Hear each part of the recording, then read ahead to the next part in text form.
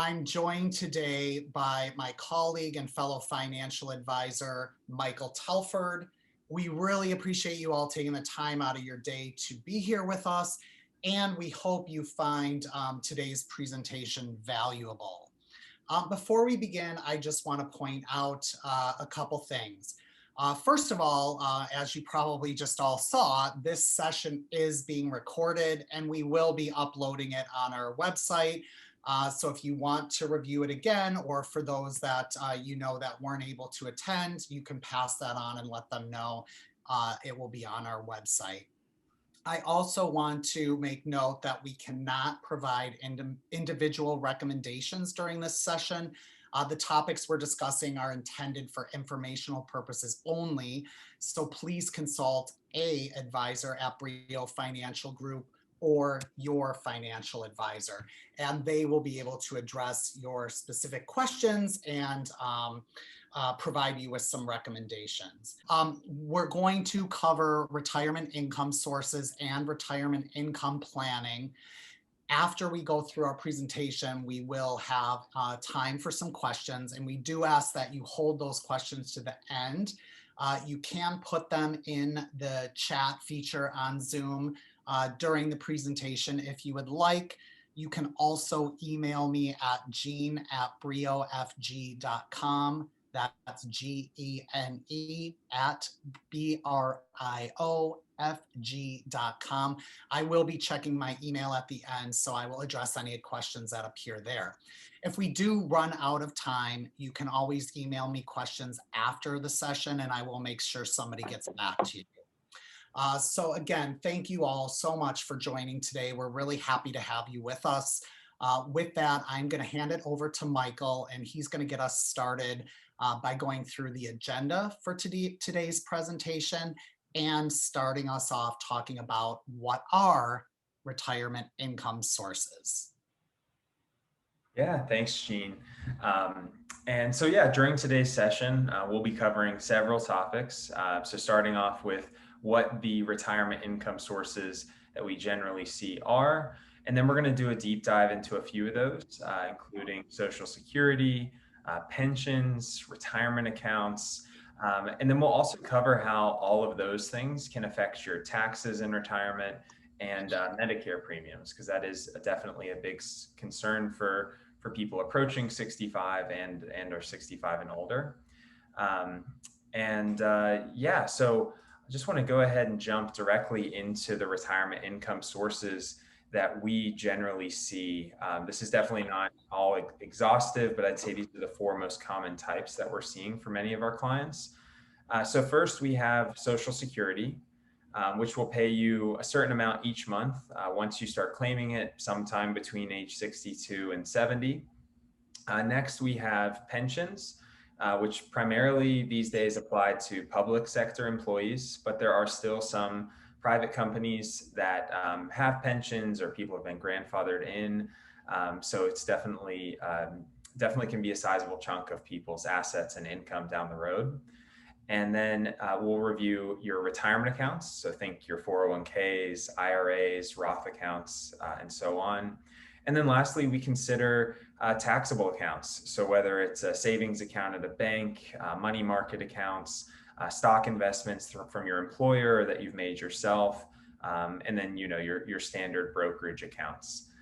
So I do want to hand it over to Gene, who's going to talk specifically about Social Security and a few best practices when looking at claiming that. Great, thank you, Michael. So one of the biggest decisions that we make when we stop working is, when do we claim Social Security? What I often hear from new clients when I start working with them and we're having those initial goal conversations, retirement's a goal. It's one goal every single person shares. And when we start talking about when they want to retire, more often than not, the answer I get is, well, I get my full Social Security retirement benefit at this age, so that's when I'm thinking I'll retire. The thing of it is, when we claim Social Security and when we retire are two completely separate decisions. The earliest we can claim Social Security is 62. we get what's called our full retirement benefit at our full retirement age. For most of us after the 60s, that's age 67. There was, I think it was 5 years in the 50s, where if you were born one of those years, it's 66 and some odd months. But for most of us born after that, our full retirement age is age 67. That's considered our full benefit. If we delay until age 70, we get an enhanced benefit. For every year from 62 to 70 that we delay, our benefit increases by just over 8% per year. And that's guaranteed. And we can't get a guarantee like that anywhere. So it's really important, especially when we're doing financial planning, that we take a look at how claiming at different ages impacts us. Because while we're going to make the most money, possibly, I should say possibly, if we claim at age 70, if we're retiring at 60, 62, 65, and we wait until age 70, we have to have enough resources to bridge that gap. So there's more to consider than just what makes me get the most money, and that could be age 70. Other things we have to consider are widows or widowers benefits if we're married.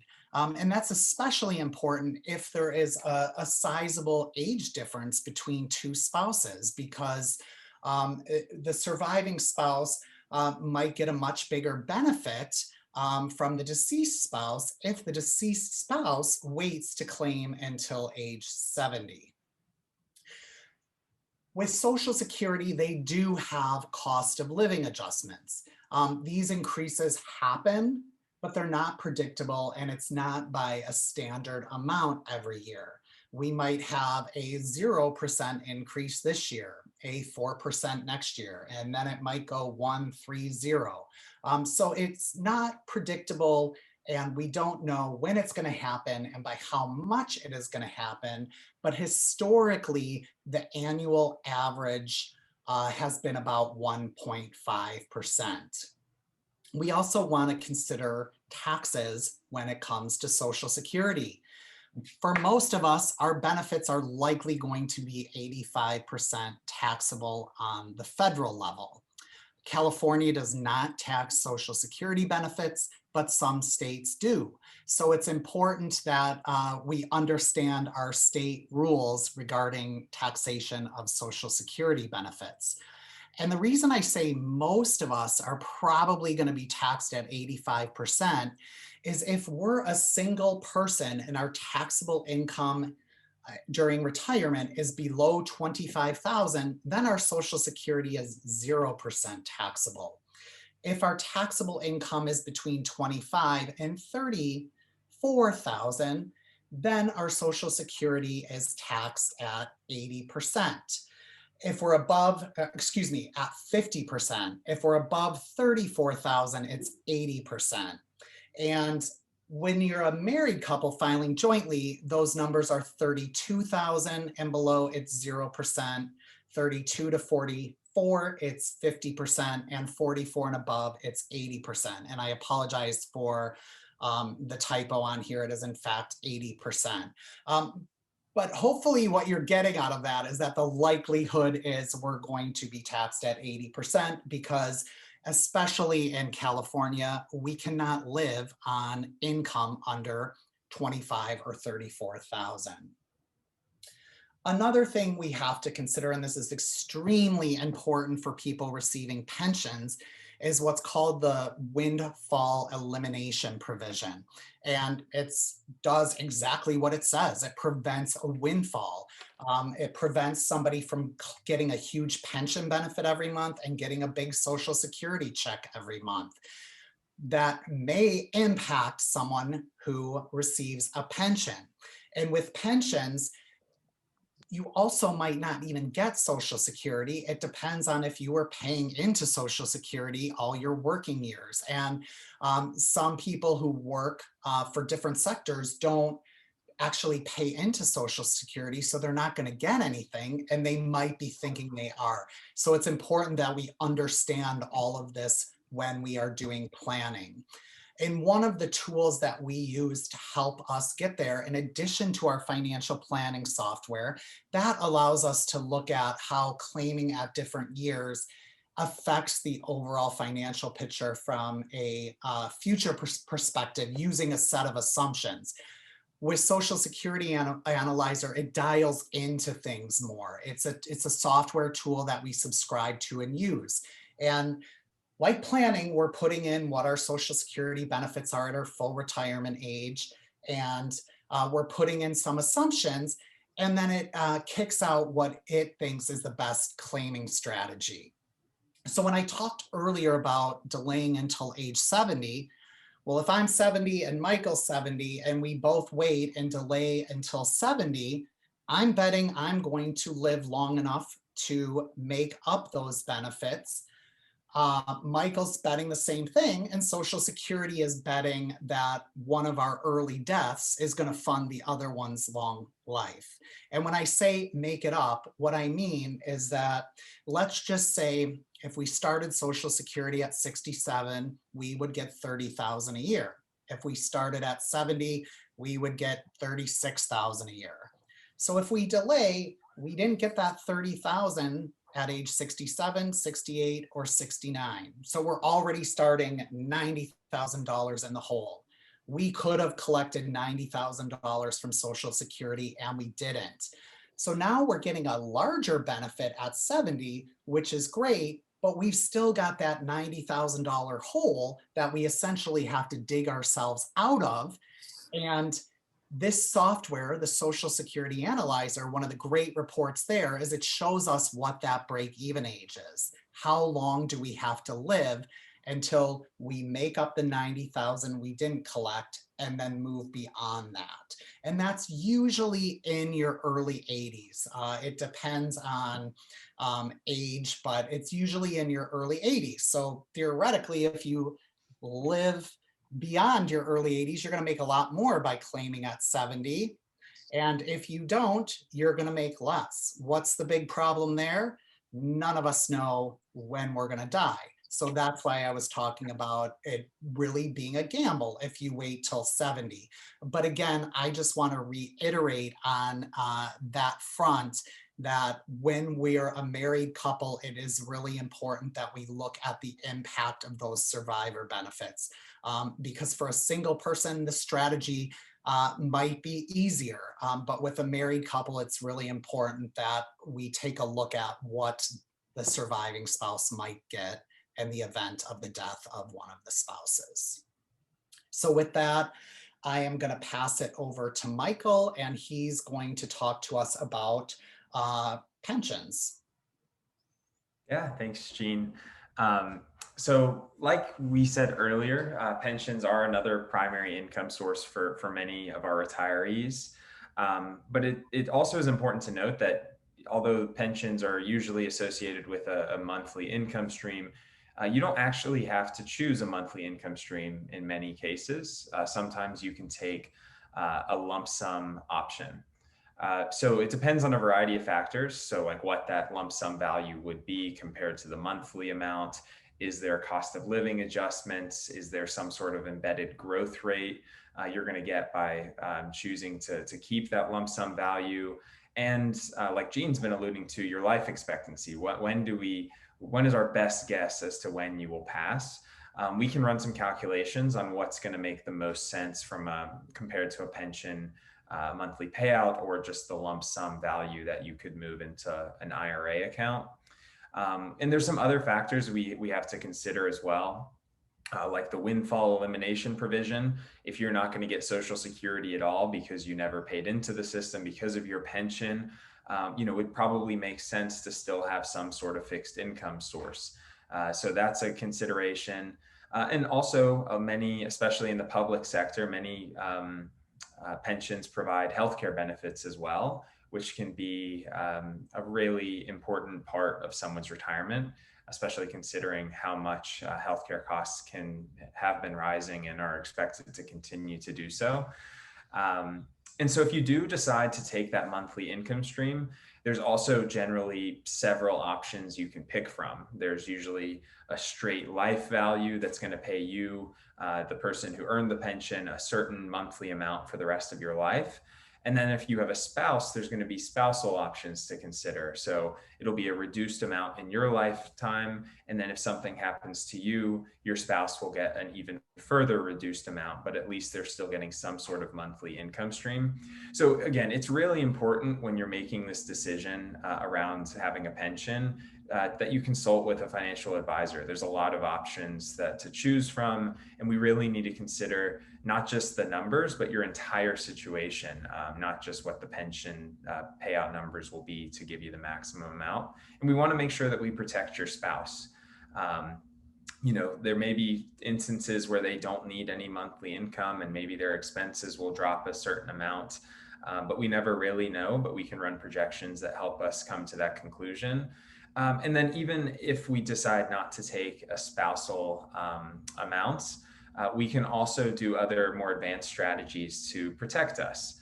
So for example, if we claim the straight life value and that's paying us the most compared to one of the options that has a spousal benefit, let's say there's a $300 difference between the two, we might be able to go buy a whole life policy on your spouse, or on yourself, sorry, so that with that $300 a month of extra income, and then if something happens to you early, they're protected by a whole life policy. If something happens to your spouse early, then you just cancel that policy and quit paying the premiums, and you get that bigger monthly income stream.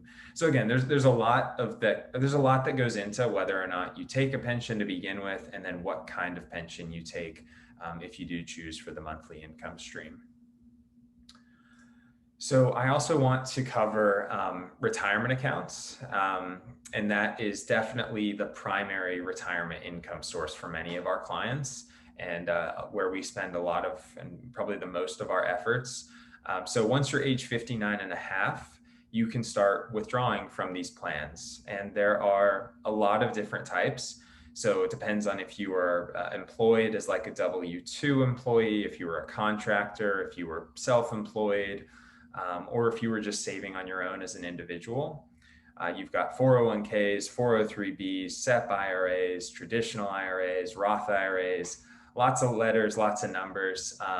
So a lot of different plan types, but in general, they kind of narrow down to two different types of accounts. You've got your pre-tax or your traditional accounts, and you've got your post-tax or Roth accounts. Or after tax, some people call them. So when you're saving to these accounts, your traditional contributions are tax deductible, your Roth contributions are not tax deductible, but in retirement, your traditional withdrawals are completely taxed as income, whereas your Roth withdrawals are not taxable at all. So big differences in your earning years and big differences in your spending years and your retirement years. So it's important that you choose the right one, which is again why we encourage everyone to work with an advisor to look at their entire situation and make that determination. And it's also going to have a big impact down the road on what your income in retirement looks like. Many of our clients, if we ask them what their income is going to be like when they retire, almost everyone says lower. Well, in fact, it could be lower, but it's generally not as low as people think. And sometimes it's actually even higher because of the amount of traditional IRA withdrawals, combined with Social Security, combined with pensions, combined with annuities and everything. It all really adds up, and it can affect a lot, which Jean will definitely touch on here in a minute. But yeah, so another product besides retirement accounts that people use for retirement income is annuities. There's several different types, and there's lots of different riders and things that you can layer onto annuities, so they can become a pretty complex product.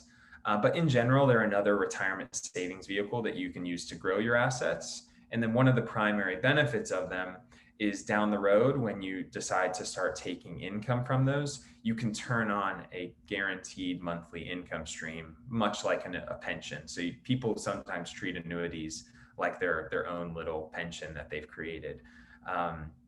But again, we not they're not right for everyone. They're complex.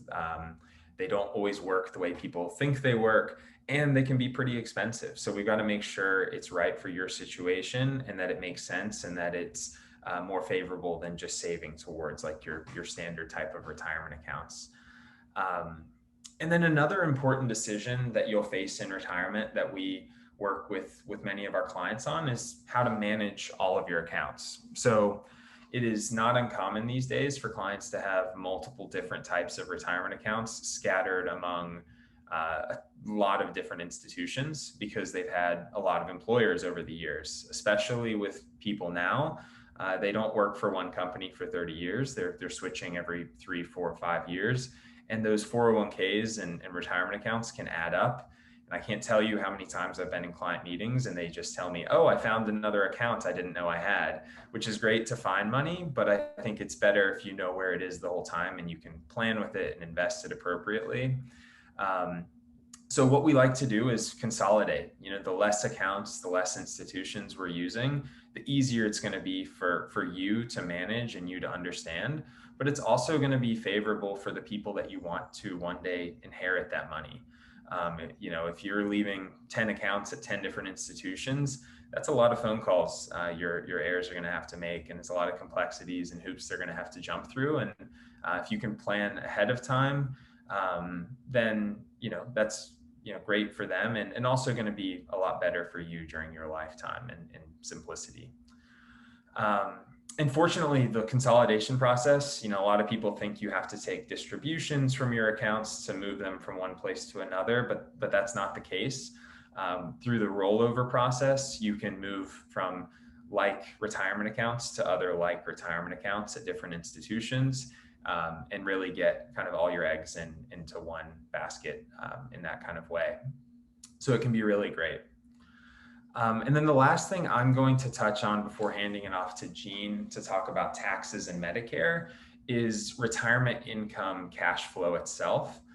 So a big concern for many retirees or people that are about to enter retirement is where their money is going to come from. So what we like to do is step in and help recreate your paycheck itself.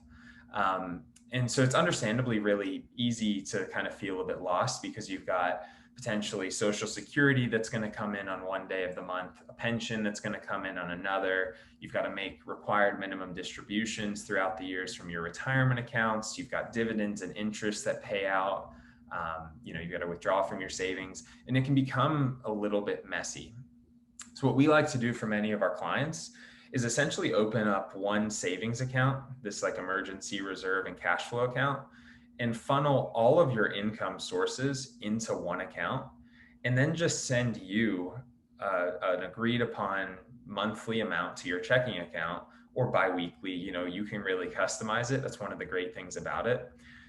And that's a lot more understandable for many people because that's what they're used to. For the past 40 years, they've had a paycheck hit once a month or every couple of weeks. And so we're really just recreating that for you.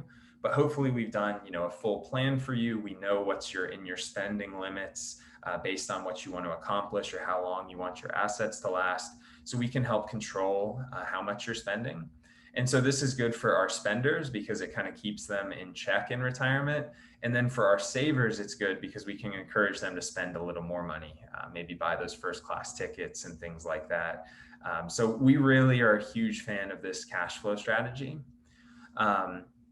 And then one other kind of benefit is when we're doing this and we're managing everyone's assets and managing all their incomes and their outflows, is we can be smart about our distributions. So we'll cover this in just a moment, but your income is going to affect a lot of things, your taxes in retirement, your Medicare in retirement. And so the smarter we can be about which accounts we're withdrawing from, especially when we're looking at like traditional and Roth accounts, and the more controlled we can be with your income, the more efficient we're going to be and the less money you're going to owe and the less money you're going to pay in taxes. So just one easy example of this is someone might want to be very philanthropic in retirement. They have a charity in mind that they want to give to on a monthly or annual basis. Well, instead of giving cash from your checking account, what we'd love to do is potentially donate stock straight from your taxable accounts, or we might do qualified charitable withdrawals. So instead of your required minimum distributions that go to your cash account, we're going to essentially send your required minimum distribution or part of it directly to a charity. And that way it doesn't even count as income for you for the entire year.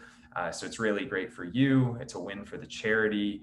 And so it's a win-win situation. But again, Gene's going to cover that here in just a moment. Just again, with how the taxes kind of tie everything together and Medicare premiums.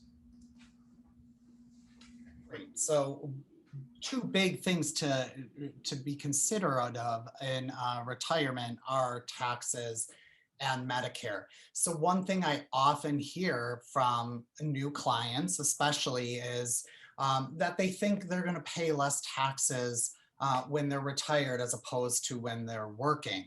Um, One thing we never know is what tax rates are going to be like in the future. So we really can't predict what future tax rates are like, whether they're higher or lower. So we don't know that. And then another big thing to consider is we're accustomed to a certain lifestyle. And most of the time in retirement, we want to maintain that lifestyle or perhaps even enhance that lifestyle. And so we're going to have income come from somewhere to maintain or enhance our way of life. And as Michael pointed out earlier, and I talked about earlier, our main income sources are going to be Social Security, pensions, annuities, traditional IRAs, and 401ks. Most of that is going to be taxable. As I said, it's likely you're going to be taxed on Social Security. Um, with annuities, the taxation is different depending on the type of annuity.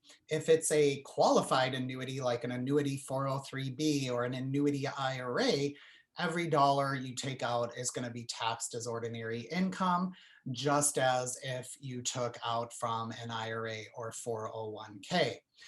If you have what's called a non-qualified annuity, that's an annuity outside of a retirement plan, you have within it what's called your cost basis. If I buy an annuity today and I put $100,000 into it, I've already paid taxes on that $100,000 I'm putting into that non-qualified annuity. So when I take it out, $100,000 of what I take out is going to be tax-free. The issue here is usually it's a long-term investment and we're getting tax-deferred growth in that product from the time we invest in it until the time we deplete the last dollar. And what tax deferred growth means is that the growth on it year over year is not taxable during that calendar year. So for example, putting that $100,000 into a new annuity, now fast forward 20 years and it's now worth 270,000. If I just start taking money out of that annuity as one-off distributions, they're going to take out the growth amount first, which means 100% of everything I take out is going to be taxed until I have $100,000 left. And now I'm taking out my basis. I'm taking out the 100,000 I put in and already paid taxes on. So then it is tax-free. But that could take a long time to get to, depending on how much we're taking out. One way to sort of spread that around is to turn on the annuity or annuitize. And when we annuitize, the insurance company does a calculation and they say, okay, we're going to guarantee that you're going to get $1,000 a month as long as you live. When we turn it on, the distributions are pro rata, so part taxable, part non-taxable. So therefore, we're spreading the tax hit over the course of our lives versus more upfront if we're taking one-off distributions. But that is something that we definitely want to make sure we're aware of and consider. And With other types of retirement accounts, your 401k, your traditional IRA, yes, every dollar is taxed as ordinary income. Oftentimes we work with clients that they don't really need the money in their IRA. So we don't take distributions for as long as we can. And as long as we can is till age 72. Once we hit age 72, the government says, okay, you've deferred paying taxes on that for years. Now it's time to pay up. And there is a calculation every year for what's called the required minimum distribution, or RMD. It's based on the December 31st value from the prior year and life expectancy tables. So RMDs, the amounts are going to be different every year. When the market's high and your values of your accounts are up, the RMD is going to be bigger. If like 2018, the last quarter ruined the whole year for everyone because the market fell in the last quarter, so it ended up being a down year. So our RMDs are less impacted because the value is lower than it was a year ago. So it's going to change year in and year out, the amount we have to take out, but we do have to start taking out at age 72. As Michael showed on the previous screen, one of the great things we can do for clients who are charitably inclined is we can do what's called a qualified charitable distribution. So now we're taking the RMD, and instead of distributing it to the client, we're sending it directly to a charity, and it has to be a 501c, I think it's called. As long as it's a 501c3, it is considered a charitable donation, and then we don't have to pay any taxes on it. And the charity doesn't have to pay any taxes as well. So it's a win-win. And we utilize that quite a bit with clients, and it's something that we are very cognizant of. I had a client a couple months ago email me and say, hey, can you send 5,000 to this charity from my cash account? And I picked up the phone and called her and I said, okay, what's the name of this charity? We found out it qualifies. And I said, your RMD is 13,000. Let's do that 5,000 from your IRA rather than your non-retirement account. So now you only have to take out and get taxed 8,000. So we're looking at those ways to help minimize these taxes in retirement. And that's one of the strategies I utilized. I already talked about how Social Security is taxable, but all of these things really add up to us really, if we're looking at today's current tax rates, we're most likely not going to pay less in taxes in retirement. One tool we can use to help mitigate that is the Roth IRA. If I had two prospects today and the first one came in and said, oh, I've got $1 million in my 401k and it's a pre-tax 401k, he thinks he's a millionaire. In the back of my head, I'm thinking, nah, you're really around a $600,000 heir. 600,000 of that is your money. 400,000 is just the government's money that you're holding in your retirement account. If the next guy came in and had 1 million in a Roth 401k, then yeah, he's a millionaire because every dollar he takes out is tax-free. And Roth IRAs can be utilized to help us keep our taxable income down. Probably not to the extent of eliminating taxes on Social Security, but Medicare is where we can really utilize a Roth IRA to reduce our Medicare premiums. The Part B premium is dependent on our taxable income. So if we're trying to keep our income below certain thresholds to keep our Medicare premiums lower, we can take from these sources that are going to be taxed to a certain level, and then for the additional money we might need to support our lifestyle, we can take from the Roth IRA. So we can keep that taxable income down to keep our Medicare Part B premiums down. So on the next slide, this will show you how different income levels can it can affect your Medicare Part B premiums. So let's just talk about married filing jointly, and single is on the left. So married couple, our taxable income is 176,000 or less, or single 88,000 or less. Our Part B premiums are going to be about $159 a month. When we bump up into the next bracket, it goes up by $60. And we go into the third bracket, now we're looking at, paying double what we were paying. And it might be possible, or probably will be possible, if we're joint, depending on our lifestyle and how much we're pulling out, to keep our taxable income within one of these levels. I mean, certain people have or might be more affluent than another person, and they're really spending a lot in retirement. So for them, it might be easier to go into one of these middle of the range brackets. One big thing that can trigger this is if we sell our house, because that is considered part of the formula here. So you think about real estate prices in the Bay Area. I don't really know many people that are going to get less than $750,000 for their home. So they're looking at a $505 a month Medicare Part B premium. And Medicare looks at your tax return from 2 years ago. That's the most recent one that Social Security supplies to Medicare. So if we sell our house this year, in a couple years, we're going to see our Medicare Part B premium go way up. Married couple, you're looking at $1,000 a month.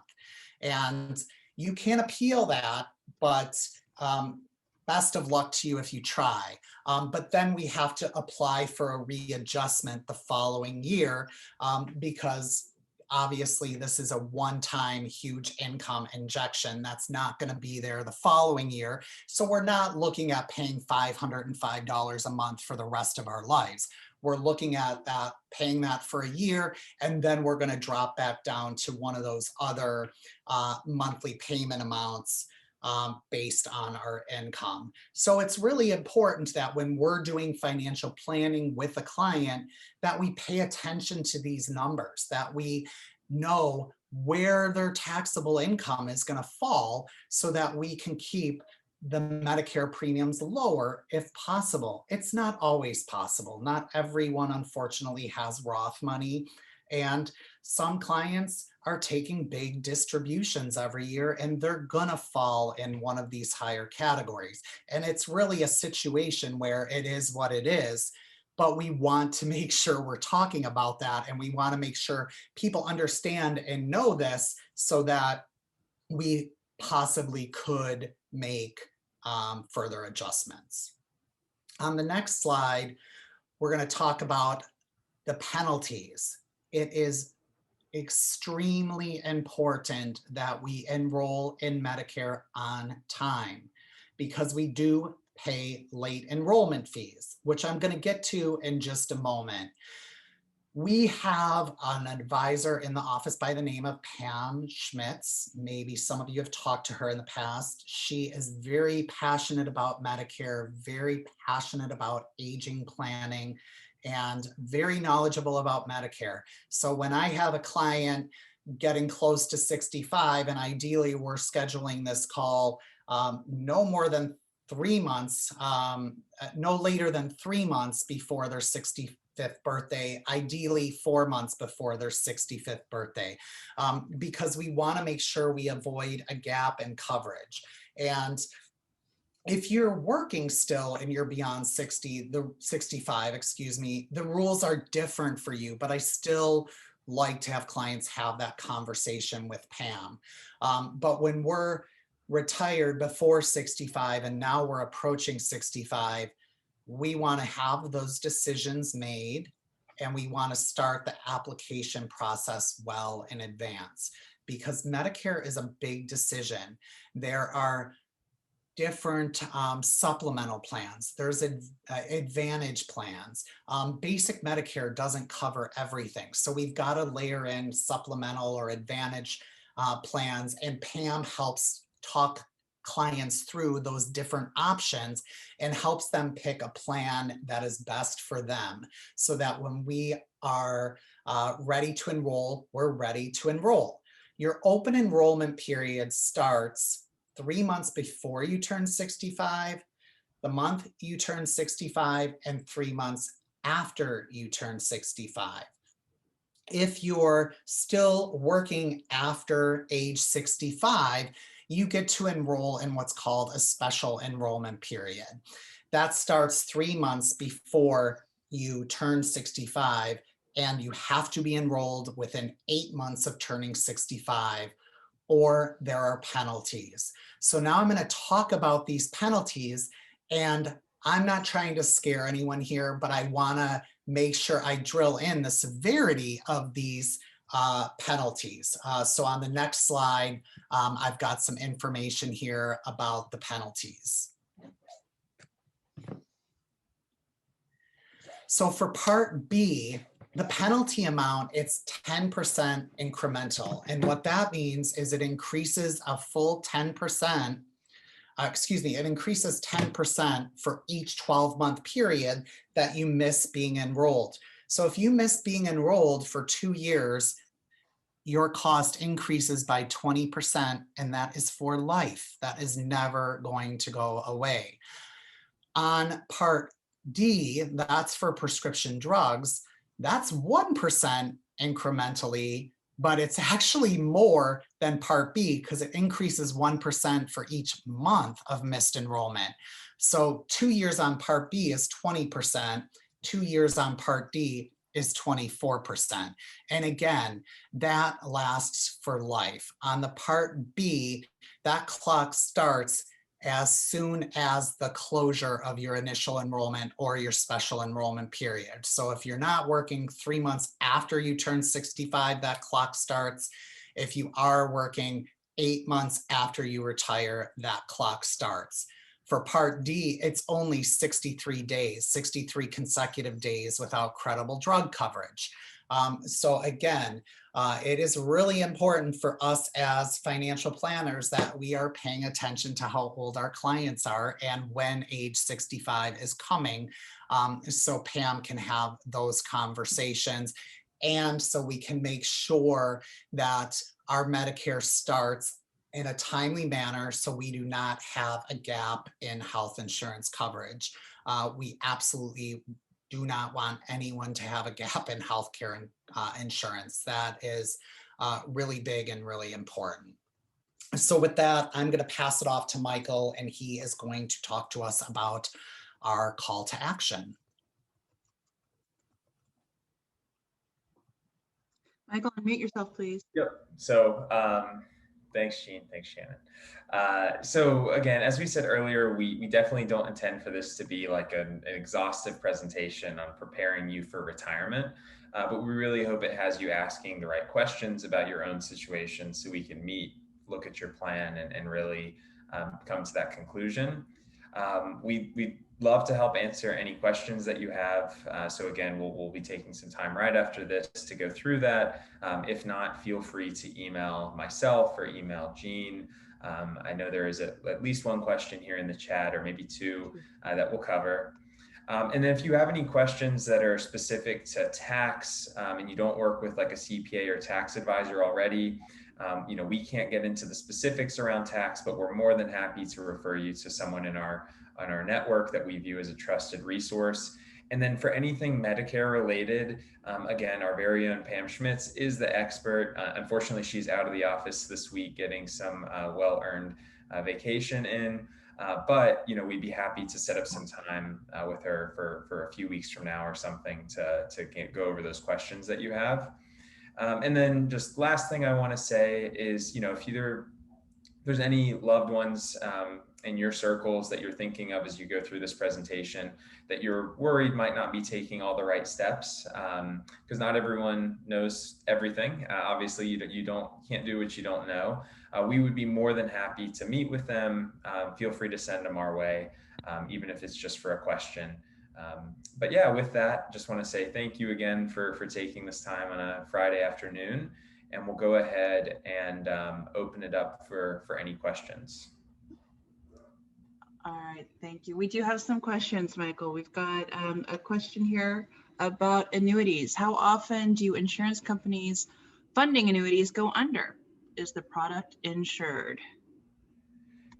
I can, Yeah, oh, yeah, Michael, Gene, go ahead. oh, okay.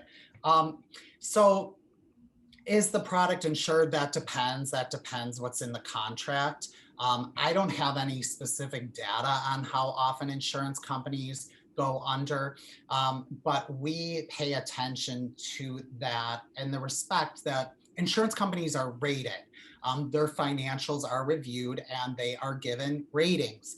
I think it's A plus, and then down beyond that. So when we are looking for products, we have providers that we utilize that go out, and if I'm looking for a term insurance policy, they go out and they run quotes from everyone and they send me the quotes and I pick the cheapest for the highest rated insurance company. And the same thing applies for annuities. We're not going to go for a low rated annuity company. If we go with a lower rated annuity company, sure, the cost to our client in the way of all the internal fees might be lower, but the risk is higher because it's lower rated. So we always want to go with the highest rated companies we can work with because they have really long track records. Their financial health has been evaluated and given the thumbs up. Of course, there are never any guarantees in life. But that's one way that we work to make sure that we're suggesting products to our clients from reputable and companies that have a good long history and a good long history of financial health and are highly rated. Now, it depends if it's insured or not based on what's in the actual contract, because what insurance companies often do is they will buy insurance policies for themselves from other insurance companies to help protect their clients in the event of bankruptcy. And that works much better with life insurance. It's not guaranteed with annuities. It just depends on the contract. I hope I answered your question, Elizabeth, at least in a. Okay, thank you, Jean. Another question here from a caller here who is over 65 and 7 months old, currently a full-time employee, will move to self-employment in the next month for his own LLC that pays via W-2. Do I still need to enroll in Medicare if I'm still working, even though self-employed? Rich, we need to get you, I'm sorry, Michael, if I'm jumping in here. We need to get you scheduled with a call with Pam. So when you're a full-time employee, you are automatically enrolled in Medicare Part A. There's no cost for that. And your employer provided insurance is enough. You don't need to enroll in Part B or Part D, so there's no penalties there. But the reason I want us to get a call set for you with Pam is, and I'm not a Medicare specialist here, so I want to be very careful with what I say. But my understanding is that if you work for a company that has, and I think it's 10 or less employees, then you have to enroll in Part B and Part D. So I'm not sure how self-employment through a W-2 impacts that, but we want to get you talking to Pam so that we make sure that 8-month window doesn't close and you're penalized. Does that make sense? Feel free to unmute yourself if you want to engage. Hi, Rich. Hi, I was okay. I'll email Jean and Jean helped me get an appointment with Pam. I talked to her like a year and a half last year when I was still employed and I knew I was good, but now everything's changing. So Okay. it's time to talk to Pam again. Yeah, and for those of you who aren't currently, at the age to be considering it, I'm happy to forward you Pam's recent think January of this year presentation on Medicare, just for a brief overview, if you're not quite ready to have a direct conversation with her. So just chat me here or email me at shannon@briofga.com and I can get that in your hands. Okay, great. And yeah, we just want to get you in front of Pam, as I said, so I can help set that up as well. Okay, any other questions from the group? You'll need to unmute yourself. I actually have a couple here by email. When do they send out the Social Security statement? Do I get that annually, and should I keep it and provide it from Brio?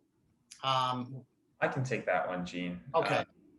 Yeah, so you can get the Social Security, your Social Security statement online pretty much whenever you want. It is run annually, but you do have to have a certain amount of working quarters, and that number is escaping me. But I think once you're in your 30s, and if you've been working full time for a few years, you're going to definitely qualify that they'll run that Social Security statement.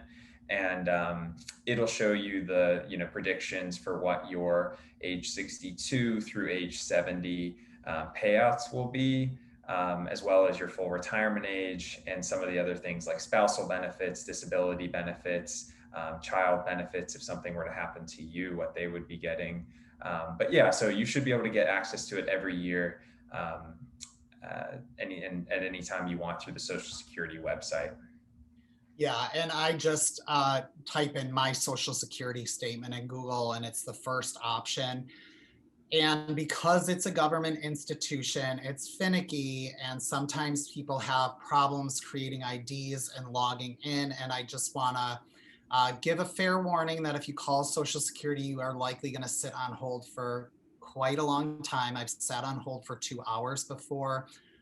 So if you're planning on calling Social Security, you might want to do it at a time where you can multitask and be doing something else while you're sitting on hold.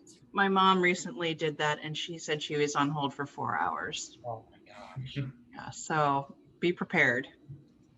The next, this is a good question. I should have mentioned this. If you start 3 months before Medicare deadline birthday, are you certain it will be processed in time? How long does it take? It takes about a month. So once you apply for Social Security or for Medicare online, it takes about a month for you to get your Medicare card. And then once you get your Medicare card, then you enroll in a Medicare Advantage plan if you want to do that. So that's why earlier when I was saying we want to call no later, or we want to set that call up with Pam no later than 3 months before 65th birthday, and ideally 4 months, so that we've had that conversation.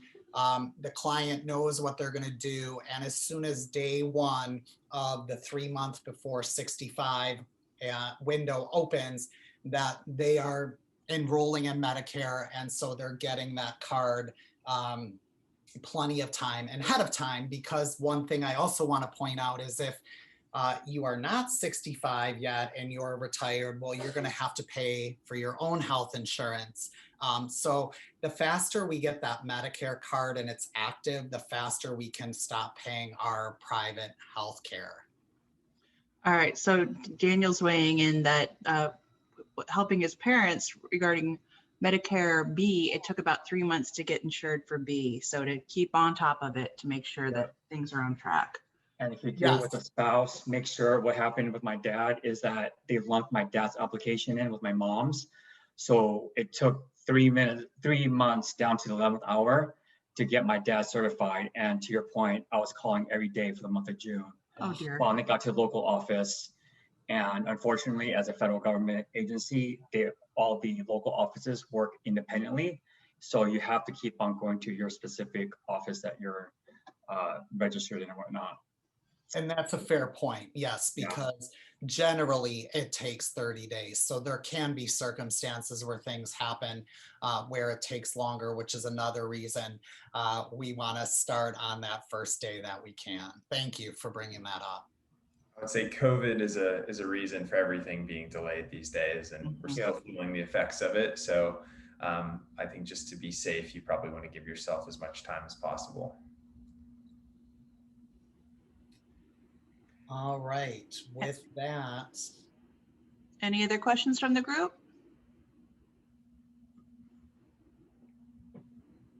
All right, well, you know where to find us. So feel free to just email Jean directly, hello@briofg.com, or myself, Shannon, at briofg.com, or of course, Michael, or your independent advisor at Brio. Any one of us will be happy to help however we can.